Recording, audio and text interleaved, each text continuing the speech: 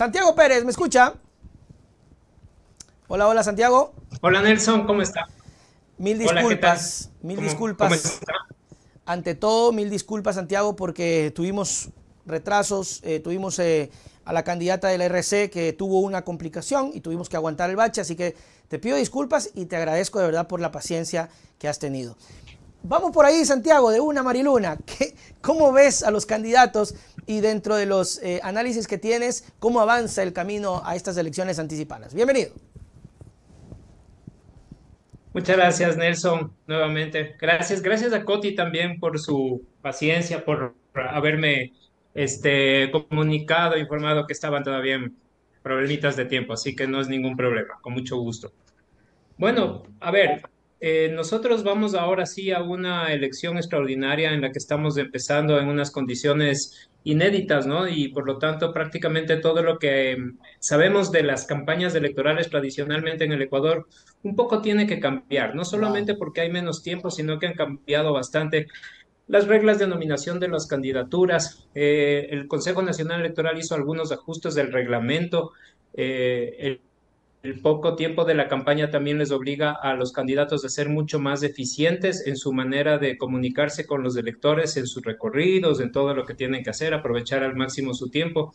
Y también para nosotros, para las firmas de investigación, es un reto muy grande, muy Uh -huh. importante poder tener una visión adecuada de cómo se configura el escenario político en este momento. Uh -huh. En ese sentido, yo pienso que creo que partimos con algunas cosas que ya sabemos de antemano, ¿no? Ya, Nosotros estamos preparando un primer estudio, todavía ya. no lo tenemos y queremos poder entregarlo en los próximos días. Pero sin embargo podemos decir algunas cosas de las que partimos. Es cierto que la organización política más fuerte, más organizada del país, Revolución Ciudadana, parte en ese mismo sentido con una ventaja muy importante. Ok. Ninguna otra organización tiene la capacidad de tener sus formas de organización en provincias, en cantones, prácticamente en todo el país. Tuvieron asambleístas, Sí, esos sí, sí. asambleístas repiten para la reelección y por lo tanto van a ser unas piezas, unos engranes importantes en la campaña y tienen, por supuesto, la fuerza y el Correa, que me parece que es un factor clave, ¿no? El liderazgo. Uh -huh. Eso en cuanto a fortalezas. Diría que en cuanto a debilidades, Luisa González todavía no es completamente conocida en todo el país. Fue asambleísta, pero muchos no tenemos una referencia muy grande porque no ha tenido un cargo de ejecución muy grande, muy importante, a pesar de que trabajó en la presidencia de la República y en varios ministerios durante el gobierno de Rafael Correa. De todas maneras, no creo que tiene todavía esa profundidad. Uh -huh. De alguna manera, esa profundidad de conocimiento le aporta quien es su binomio, Andrés Arauz, Claro, y que que ya ya fue gestó ese candidato camino, y ¿no? tiene un nivel de conocimiento. Y de entre los candidatos a la vicepresidencia es sin duda el más conocido de todos. O sea, Entonces, eso, estratégicamente, Santiago, estratégicamente, por ejemplo, el tema de Arauz, que usted bien lo acota, por ejemplo, dentro de los binomios, que además, irónicamente, es el único varón, ¿no? Como Luisa, la única mujer, le da esa ventaja de los vicepresidentes. Pero por el contrario, me gustaría consultarte, Santiago, si más bien fue específicamente premeditado el poner a la asambleísta que tal vez no tenía esa profundidad de conocimiento precisamente para que cuando se lance el nombre, como con lo que ocurrió con Arauz, la gente diga, bueno, no la conozco, así que no tengo por dónde agarrar. Porque obviamente hay asambleístas que han sido mucho más mediáticas y ya hay por dónde golpear. ¿Crees que por ahí puede ser también la estrategia? sí, podría ser que haya factores políticos y también factores psicológicos asociados a la designación de Luisa González como candidata a la presidencia.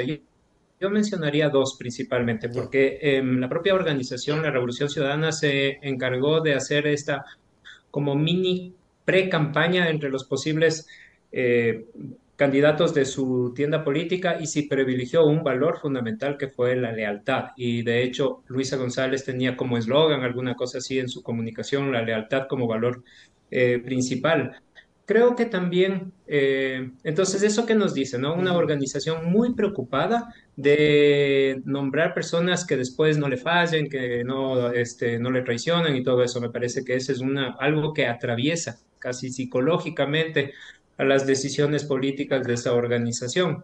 También me parece que se privilegia mucho, ahora estuvimos escuchando la intervención de Luisa González, se privilegia mucho el pasado, lo que fuimos, lo que Ujú. hicimos, todas las...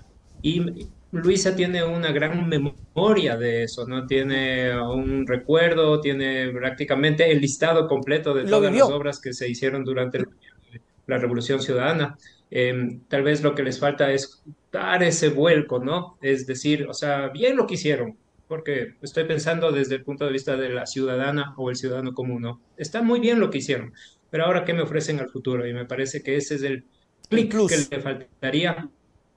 Así que creo que, y para completar el análisis de la candidata de la Ciudadana o de la candidatura de la Revolución Ciudadana, yo diría que su gran reto sería obtener un porcentaje mayor al que obtuvo el candidato de la Revolución Ciudadana en la primera vuelta del año 2021. Andrés Arauz obtuvo el 32%. Si es que la meta sería sumar hasta alcanzar el triunfo en una sola vuelta, debería Luisa tener 8 puntos más de los que obtuvo, o más de 8 puntos más de los que Claro. obtuvo Andrés Arauz en el año 2021. Y ahí lo dejamos como una pregunta, porque no Ujú. la podemos responder. ¿Será capaz Luisa González de sumar más votación de la que obtuvo Andrés Arauz en la primera vuelta del año 2021? Claro. Esa es O, la o- o- primera gran incógnita que creo que se claro. tiene que despejar en O esta.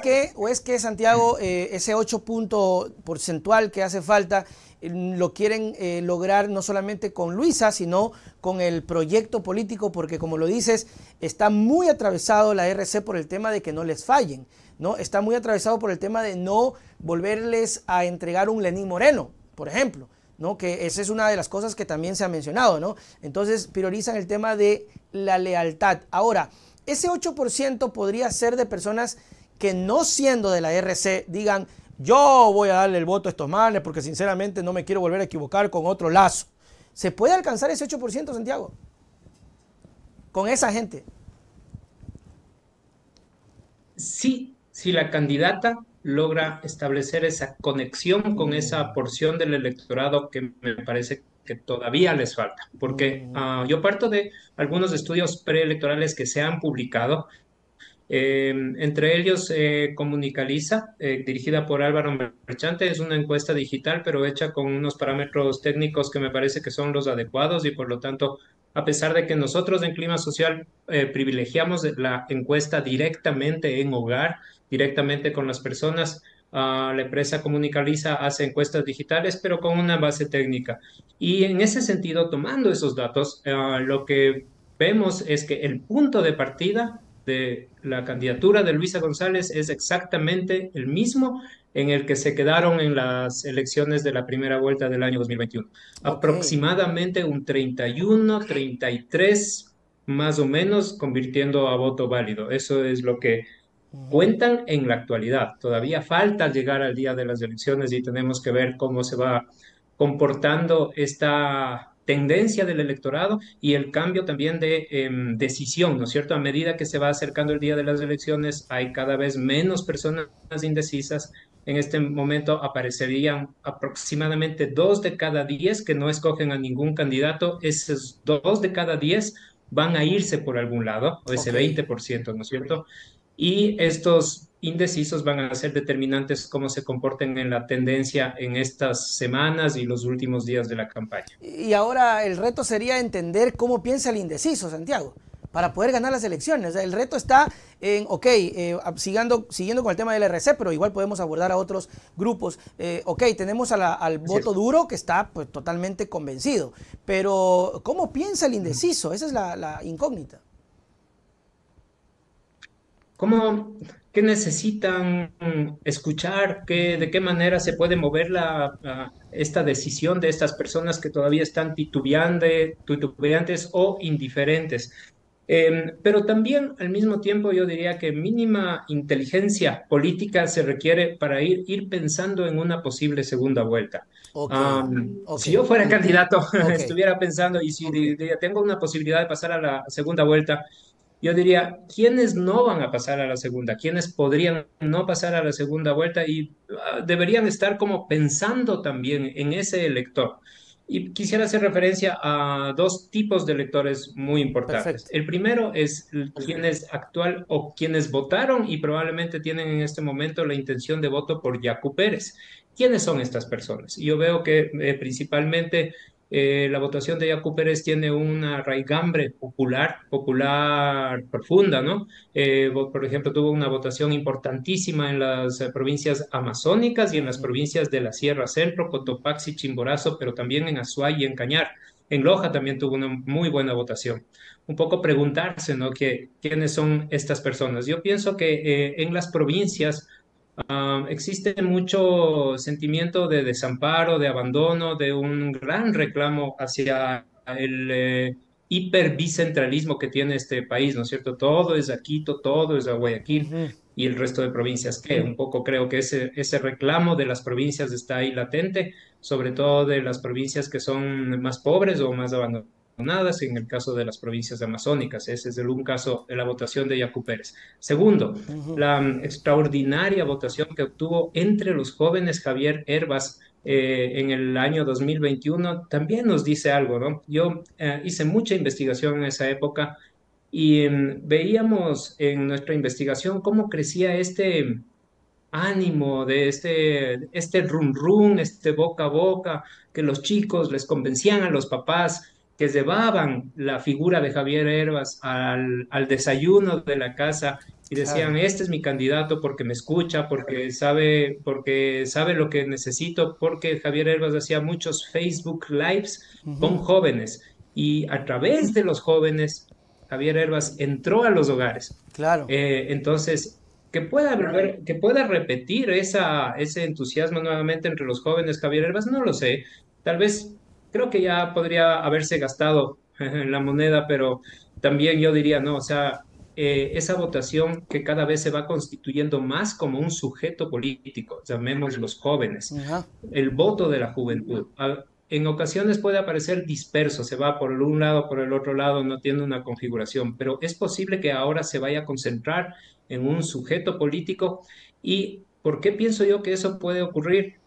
Porque tenemos además la consulta del Yasuní, que es un tema que moviliza mucho, sobre todo a A jóvenes. jóvenes. Y esos jóvenes se van probablemente a movilizar por el Yasuní y van a encontrar algún candidato que se sientan, al que lo sientan afín a sus causas. Y el único Y que ha creo hablado que ese es sobre otro eso, de los ejes de esta campaña. claro, Santiago, y el único que ha hablado de eso, creo que abiertamente hasta el momento ha sido Yaku.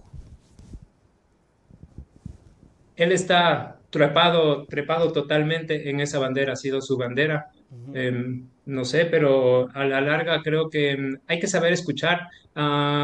Yo siento que, y lo dije en ese momento, que Rafael Correa empezó a perder a los jóvenes a partir del tema de la consulta del Yasuní.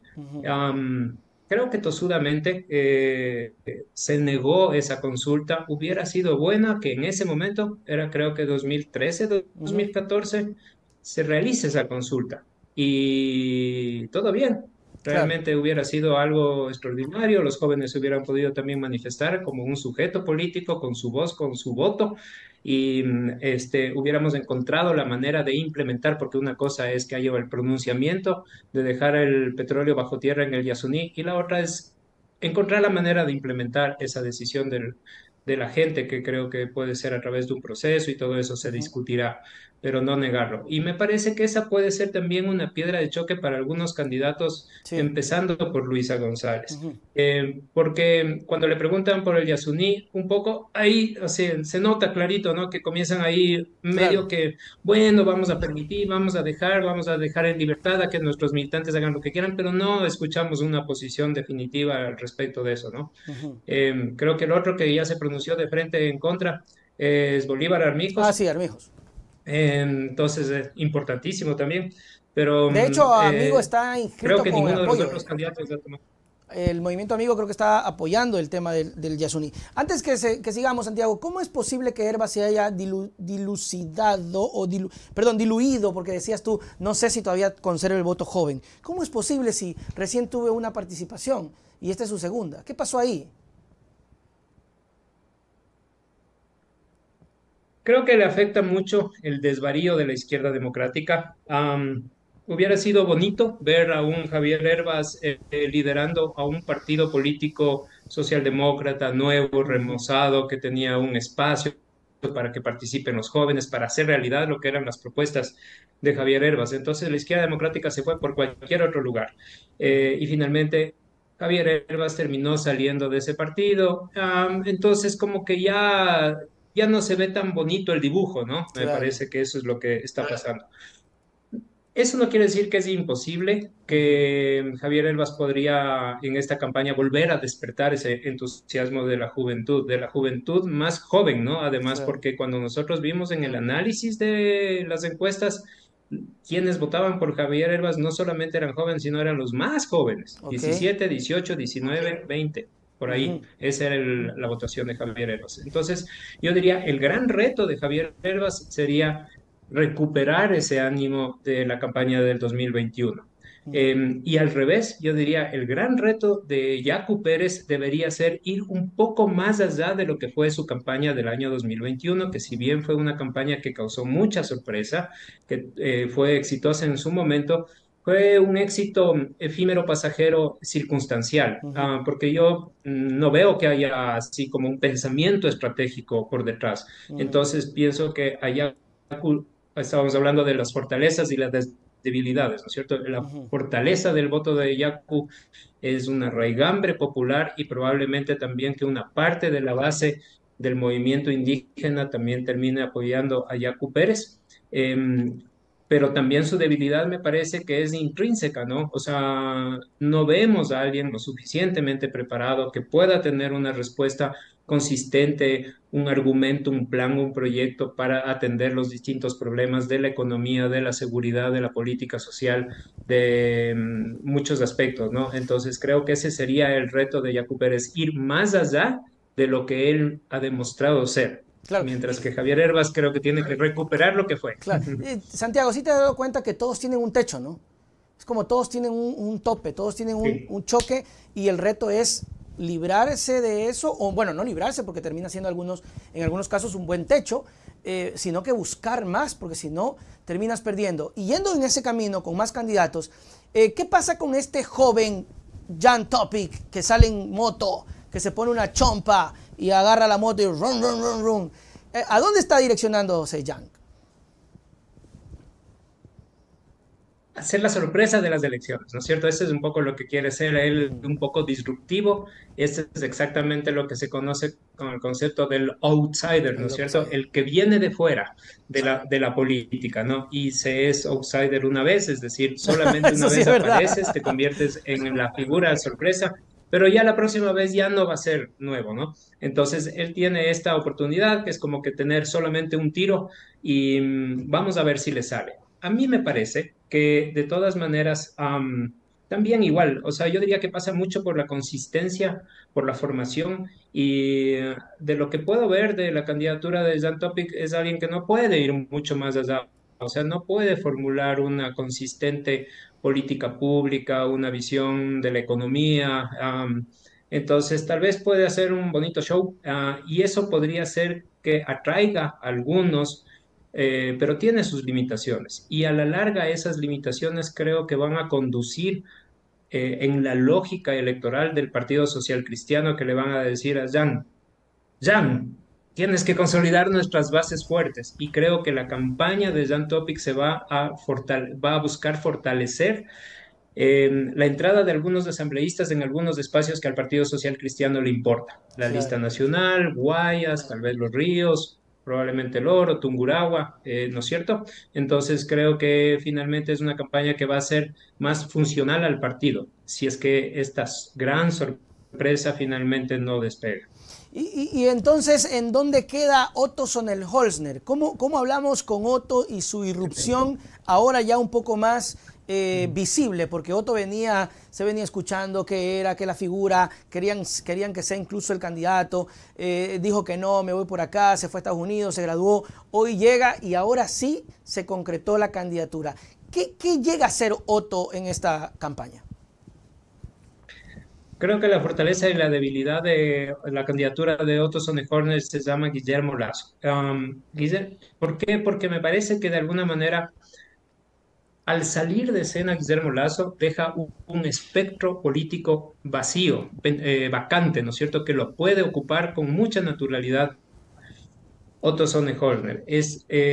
Atrae a un perfil de un elector que busca a alguien tranquilo, que pueda brindarle, entre Ok, comillas, certeza a la economía, que no esté en un afán persecutorio, y eso es un poco también esta contracampaña que se hace contra la Revolución Ciudadana, de que Correa viene a vengarse de todos sus enemigos, claro. entonces Otto aparece como el bueno, el conciliador, etc.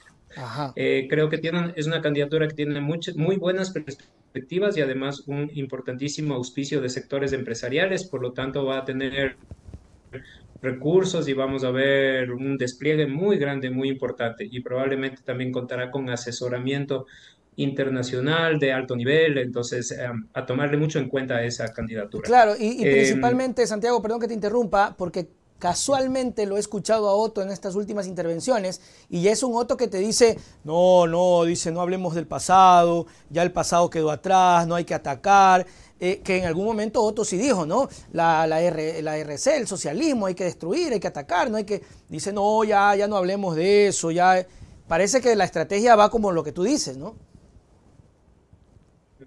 Sí, el convertirse en el hombre tranquilo, bueno, que me resulta fácil, ¿no es cierto? Y un poco la construcción de su imagen es ser como un contenedor de cualquier persona que de buena voluntad y buena intención que quiera tener un presidente bueno, que Ok, básicamente ok, eso es lo está que bien. me parece que es.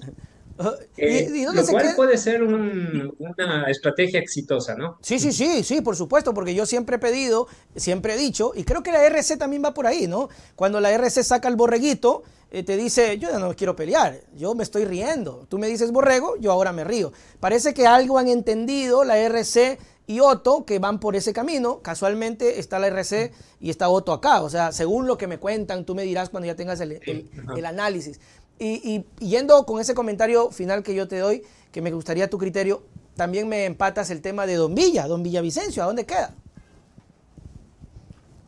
Sí, bueno, los borreguitos son un ejercicio simbólico para arrear la manada, ¿no es cierto? Ujú. Entonces me parece que eso es lo que están haciendo, ¿no? O sea, para que no se nos escape ningún borreguito, les damos un sentido de orgullo y de pertenencia, el pertenecer a la manada, pero me parece que con eso no están logrando ir más allá nuevamente, ¿no? Sino que Está en están el voto duro. cohesionando su grupo, su votación Ujú. también. Están trabajando el voto duro, sí. De Fernando Villavicencio. Creo que alrededor de Fernando Villavicencio, por más que se intente infructuosamente cambiarle, pintarle, endulzarle, endulcorarle, no se puede porque en realidad el nicho de votación de Fernando Villavicencio es un nicho que ya se ha manifestado en pasados procesos electorales como un grupo de personas que tienen mucho odio y que sobre todo se manifiestan por una antipatía y por una animadversión hacia Rafael Rafael Correa, Correa. yo creo Ujú. que hasta personalizado con nombre y apellido, ¿no es cierto? Entonces, ¿qué tan extendido es ese odio en la sociedad ecuatoriana? Pienso que no. Yo pienso que eso es lo que justamente va a pasar con Fernando Villavicencio. Se va a quedar en un nicho de un grupo del electorado que es muy odiador y que él representa esa forma de ver, de ser en la vida cotidiana y de interpretar la política. De hecho, bueno, aunque no creo que tengamos muchos villavicencistas aquí en el público, pero No cuando creo. yo estuve en algunas otras entrevistas, me llovieron así los insultos y todas estas cosas cuando hice alguna referencia respecto a Fernando Villavicencio, no era contra él, sino que pues, Claro. con respecto a su candidatura. Entonces, creo que él despierta mucho ese sentimiento muy, muy, muy militante del anticorreísmo y me parece que se quedará ahí. Probablemente de todas maneras tendrá una votación importante, ya Ujú. una presencia nacional, aunque no pase a la segunda vuelta. Yo creo que también su organización política elegirá algunos asambleístas y no sé si serán del bloque, no sé si será un bloque de Villavicencio, pero va a haber un bloque de esa organización política en la Asamblea en el próximo periodo. Definitivamente lo que sí visualizo es que se piensa implantar como una oposición a lo largo del tiempo. Es lo que más o menos me da a entender Villavicencio, esa oposición que va a estar ahí, y Sí. también es legítimo, ¿no? Santiago Pérez, gracias mi querido amigo por siempre darnos luces en torno a esto. Cuando tengas el estudio me avisas, por favor, para conversar Claro que y sí. saber qué pasa con los candidatos. Tus palabras para despedirnos. Bueno, Santiago. muchísimas gracias, Nelson, por la invitación. Sí, decirles que nosotros nos tomamos muy en serio la investigación de opinión pública. Tenemos en proceso nuestro registro ante el Consejo Nacional Electoral. Llamarles a todos a que tengamos una visión cada vez un poquito más avanzada de la investigación de la opinión pública. No nos creamos de esas encuestas de Twitter que aparecen por ahí, sino tratemos de tener un poquito más de contexto a propósito de esto tan importante que es la investigación de la opinión pública dentro de las campañas electorales. Muchísimas gracias, Nelson. Chao, chao, Santiago, nos vemos.